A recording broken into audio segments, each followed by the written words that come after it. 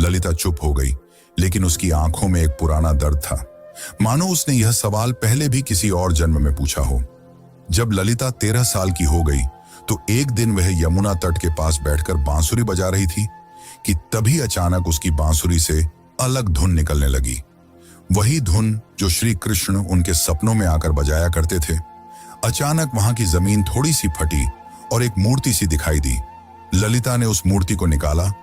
वह मूर्ति एक स्त्री की थी जिसने बांसुरी पकड़ी हुई थी। जैसे ही ललिता ने उस मूर्ति को अपने हाथ में उठाया, उस मूर्ति से एक दिव्य आवाज निकली जिसने कहा, तुम लौट आई राधे। ललिता चौंक गई। आखिर यह कौन थी और क्यों उसका नाम राधे पुकारा जा रहा था? तो चलिए जानते अब आगे की कथा, जो और भी रोमांचक और रहस्यमयी है। लेकिन उससे पहले अगर वीडियो अच्छी लग रही हो तो इसे लाइक करके कमेंट में राधे कृष्ण जरूर लिखें। उस दिन के बाद ललिता का व्यवहार बदलता जा रहा था। अब वह गहराइयों में सोचने लगी थी। वो जानना चाहती थी कि वह कौन है और उसका जन्म क्यों हुआ है। आखिर क्यों उसे प्रेम और कृष्ण जैसे शब्द इतना आकर्षित करते हैं। उसी दौरान एक संत हिमालय से कई वर्षों की तपस्या कर बरसाने लौट रहे थे। जब उन्होंने ललिता को देखा तो वे स्तंभ रह गए। वह बोले, युगों पहले मैंने यही आंखें राधा की देखी थी। कन्या, तुम इस युग की नहीं हो। तुम्हारा जन्म किसी उद्देश्य से हुआ है। ललिता ने पूछा, कौन सा उद्देश्य? तब उस तपस्वी संत ने अपनी आंखें बंद कर जवाब दिया, अभी के युग में प्रेम केवल एक शब्द बनकर रह गया है। तुम्हें उसे फिर से जीवन बनाना है। अब बरसाने की गलियों में एक नई कथा जन्म लेने वाली थी। दरअसल यह कथा नई नहीं बल्कि पुरानी थी, राधा के पुनर्जन्म की कथा। अब ललिता किशोर अवस्था में पहुंच चुकी थी। अब उनके मन में विचित्र सी बेचैनी थी, मानो कोई उन्हें पुकार रहा हो। रातों में ललिता यमुना के तट पर अकेले बैठती और उस अज्ञात पुरुष की कल्पना करती जो उन्हें सपनों में दिखाई दिया करते थे। एक दिन ललिता ने अपनी मां से पूछा, मां, क्या प्रेम बिना कहे भी हो सकता है? तब उनकी मां ने जवाब दिया, बेटी, सच्चा प्रेम तो वही होता है जो कुछ कहे बिना ही हो जाए। पर ललिता तो कुछ और ही सोच रही थी। उसका हृदय उस व्यक्ति के लिए धड़क रहा था जिससे वो कभी मिली भी नहीं थी। एक दिन उस स्वामी ने ललिता को अपने आश्रम में बुलाया और कहा, राधे, अब समय आ गया है।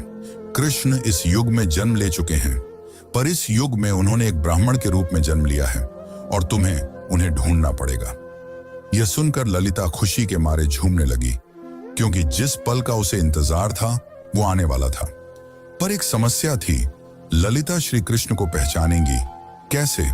तब उस संत ने कहा, जब वे तुम्हारे सामने आएंगे तो तुम खुद ही उसे पहचान लोगी। पर ध्यान रखना, इस बार परीक्षा और भी ज्यादा कठिन होगी, क्योंकि अब युग बदल चुका है। अब तुम्हारा प्रेम व्यक्तिगत नहीं रहा, बल्कि अब तुम्हें लोगों और समाज का सामना करते हुए पूरे संसार को प्रेम का अर्थ समझाना होगा। अब श्री कृष्ण पुनर्जन्म ले चुके थे और एक नव युवक साधु के रूप में थे, जिनका नाम अनंतानंद था, जो लोगों को उपदेश दिया करते थे। पर कोई नहीं जानता था कि असल में अनंतानंद है कौन। वे जब प्रवचन देते तो प्रेम की ऐसी वाणी बोलते कि लोग रो पड़ते थे। वे कहते थे, प्रेम केवल शरीर का नहीं बल्कि आत्मा का संबंध है। प्रेम का अर्थ ही है त्याग और समर्पण। पर अंदर से वे भी अधूरा सा महसूस करते थे। वे भी हर रात यमुना के तट पर जाकर बैठ जाते और उस अज्ञात स्त्री के स्वप्न में खो जाते। अब एक दिन संत के आदेशानुसार ललिता अपने माता पिता को प्रणाम कर अकेले ही अपने उस अज्ञात प्रेम की तलाश में निकल पड़ी। उनके हाथ में केवल एक छोटी सी बांसुरी थी और मन में दृढ़ निश्चय। वे गांव-गांव घूमती, कभी कथा सुनती तो कभी कई साधुओं से मिलती, इस उम्मीद में कि उसे उसका प्रेम मिल जाए। पर किसी साधु में वह तेज नहीं था जिसकी तलाश ललिता को थी। एक दिन उसे एक वृद्ध महिला मिली जिसने उससे पूछा, बेटी, तुम इधर उधर क्यों भटक रही हो? तब ललिता ने कहा, मुझे किसी की तलाश है। उस वृद्ध महिला ने ललिता में राधा सा तेज देखा और उसे सुझाव दिया, बेटी, तुम अपनी यह बांसुरी बजाओ। जो तुम्हारे लिए बना होगा वह स्वयं ही धुन सुनकर तुम्हारे पास खींचा चला आएगा। जिसके पश्चात ललिता ने ऊंची पहाड़ी पर चढ़कर अपनी बांसुरी बजाई और ठीक उसी पल उसे कई मील दूर अनंतानंद की आंखें भर आईं। ललिता अब तक 8 गांव पार कर चुकी थी। हर गांव में वह अपनी बांसुरी बजाती, मगर अब तक उसे वह नहीं मिल पाया था जिसकी उसे तलाश थी। ललिता को अनंतानंद के आसपास होने का एहसास होता, मगर वह उसे ढूंढ नहीं पा रही थी। अब वह थक चुकी थी, जिसके बाद उसने प्रण लिया कि यदि अगली पूर्णिमा की रात तक उसे वह नहीं मिला तो वह यमुना में कूद कर अपनी जान दे देगी। उस दिन आखिरी बार ललिता ने बांसुरी बजाई। उसकी धुन वैसी ही थी जो किसी को अंदर तक भिगो दे। उसी पल हिमालय में बैठे अनंतानंद को वह ध्वनि सुनाई दी। उसे वह ध्वनि काफी प्रभावी लगी, मानो उसने कई वर्षों बाद वही ध्वनि सुनी हो जो उसे पुकार रही हो। अनंतानंद ने तुरंत ही हिमालय छोड़ दिया। ठीक उसी रात ललिता को फिर से स्वप्न आया, पर इस बार स्वप्न काफी अलग था। इस बार श्री कृष्ण और राधा यमुना के तट पर बैठे थे और राधा श्री कृष्ण से पूछ रही थी, प्रभु, क्या इस बार भी मेरी प्रेम कहानी अधूरी रह जाएगी? कृष्ण ने कहा, नहीं राधे, इस बार संसार को तुम्हारे प्रेम की पूर्णता दिखाई देगी। इतना कहते ही ललिता का स्वप्न टूट गया। ललिता के मन में एक नई उम्मीद जाग उठी थी। अब वह उस जगह पहुंची जहां अनंतानंद पहुंचने वाले थे, वृंदाधाम। ये कोई आम स्थान नहीं थी। कहते हैं कि इसी स्थान पर राधा ने कृष्ण को आखिरी बार देखा था और एक शिला को छूकर प्रण लिया था कि जब तक उसकी प्रेम कहानी पूर्ण नहीं हो जाती वह लौटती रहेगी। उस समय वृंदाधाम में एक कथा हो रही थी और उस कथा के वाचक कोई और नहीं बल्कि स्वयं अनंतानंद थे। ललिता बहुत दूर खड़ी थी और उनके चेहरे को भी नहीं पहचानती थी, परंतु उनकी वाणी में कुछ ऐसा था जिसने उसके हृदय को प्रभावित कर दिया। उस दिन अनंतानंद प्रेम की परिभाषा समझा रहे थे। प्रेम वह नहीं जो आपके पास होता है और आपके साथ जीता है, प्रेम तो वह है जो दूर होकर भी पास होता है। वे यह सब बता ही रहे थे कि उनकी आंखें ललिता से टकराई। दोनों एक पल के लिए स्तब्ध रह गए, मानो पूरी दुनिया ही रुक गई हो। अनंतानंद ने तुरंत ही प्रवचन छोड़ दिया और ललिता के पास दौड़े चले आए। तब ललिता ने अनंतानंद से धीरे से पूछा, क्या आज भी आपको मेरी आवाज सुनाई देती है? अनंतानंद ने उसकी आंखों में देखा और प्रेम से कहा, राधे तुम आ गई।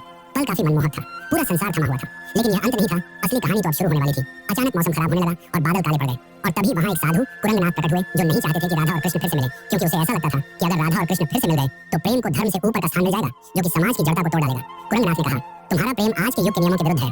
आज का समाज न तो इस प्रेम को समझेगा और न ही सहन कर पाएगा। तब अनंतानंद ने कहा, प्रेम समाज का मिलन नहीं बल्कि दो आत्माओं का मिलन है। तब कुरंगनाथ ने कहा, तो फिर अब तैयार हो जाओ अंतिम परीक्षा के लिए। कुरंगनाथ ने कहा कि यदि तुम्हारा प्रेम सच्चा है तो अगली पूर्णिमा की रात तक ललिता अपनी आंखों पर पट्टी बांध लेगी और वह बिना देखे और बिना सुने तुम्हें ढूंढ निकालेगी। यदि वह इसमें असफल हो जाती है तो दोनों को फिर से युगों युगों के लिए बिछड़ना होगा। अनंतानंद यह सुनकर मौन रह गए, पर ललिता ने बड़े ही प्रेम पूर्वक और शक्ति से कहा, मुझे आपकी यह शर्त मंजूर है। पूर्णिमा की रात पास आ रही थी। यह परीक्षा ललिता के लिए केवल एक शर्त नहीं थी बल्कि उसके प्रेम और संयम की लड़ाई थी। वह खुद भी यह जानना चाहती थी कि क्या बिना देखे सिर्फ मन और आत्मा से प्रेम किया जा सकता है या नहीं।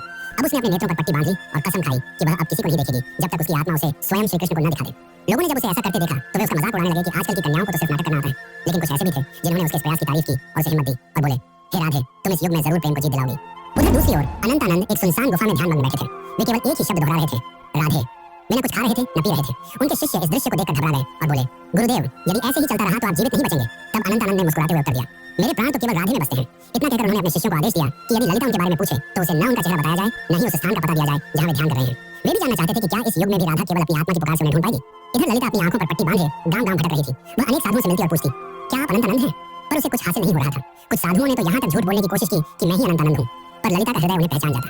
उनकी आवाज में वह माधुर्य नहीं था, न ही वह तेज था जो केवल आत्मा से पहचाना जा सकता था। एक बार एक साधु उनके पास आया जिसने गजब का तेज था और जिसकी वाणी अत्यंत मधुर थी। उसने ललिता से कहा, मैं ही अनंतानंद हूं। यह सुनकर ललिता एक पल के लिए डगमगा गई, पर तुरंत ही उसे एहसास हो गया और उसने उस साधु से कहा, आप में तेज तो काफी है पर आप वह आत्मा नहीं है जिसकी मुझे तलाश है। उसी क्षण उस साधु ने अपना भेष बदल लिया। दरअसल वह कुरंगनाथ ही था जिसने भ्रम फैलाने के लिए ऐसा किया था। अब कुरंगनाथ ने क्रोध में कहा, तू अब तक नहीं टूटी? आखिर किस प्रेम की बात करती है तू?